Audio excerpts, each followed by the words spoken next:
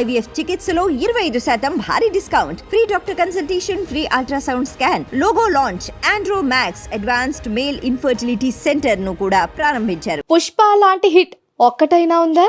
Icon star Allu Arjun Pushpa మూవీతో pan India లెవెల్లో ఎలాంటి క్రేజ్ సంపాదించుకున్నారు అందరికీ తెలిసిందే.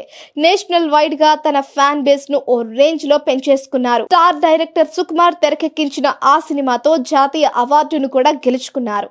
తెలుగు చిత్రసీమ ఎన్నో ఏళ్ల నిరీక్షణకు తెరదించారు. నార్త్ టు సౌత్ ఎన్నో ప్రశంసలు అందుకున్నారు. తన సత్తా ఏంటో ప్రూవ్ చేసుకున్నారు. ఇప్పుడు సీక్వెల్ తో ఫుల్ బిజీగా ఉన్నారు అల్లు అర్జున్. శరవేగంగా షూటింగ్ కంప్లీట్ అయ్యేలా కోఆపరేట్ చేస్తున్నారు. మరొక 99 రోజుల్లో ప్రేక్షకుల ముందుకు రానున్నారు. డిసెంబర్ 6వ తేదీన వరల్డ్ వైడ్ గా గ్రాండ్ గా పుష్ప 2 విడుదల కానుంది.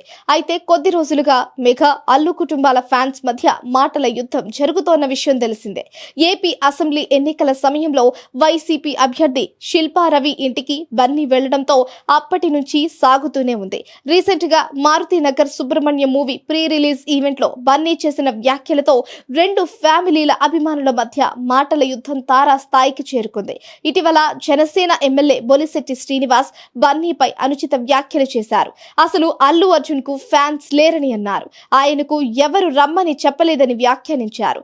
ఆ తర్వాత అల్లు అర్జున్ మాట్లాడితే మళ్లీ కౌంటర్ ఇస్తారని అన్నారు. ఇప్పుడు మరొక జనసేన నేత చలమలశెట్టి రమేష్ వివాదాస్పద వ్యాఖ్యలు చేశారు.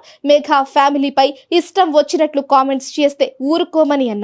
పుష్ప 2ను తమ నియోజకవర్గంలో అడ్డుకుంటామని తెలిపారు. దీంతో మరొకసారి సోషల్ మీడియాలో మరింతగా వార్ జరుగుతోంది.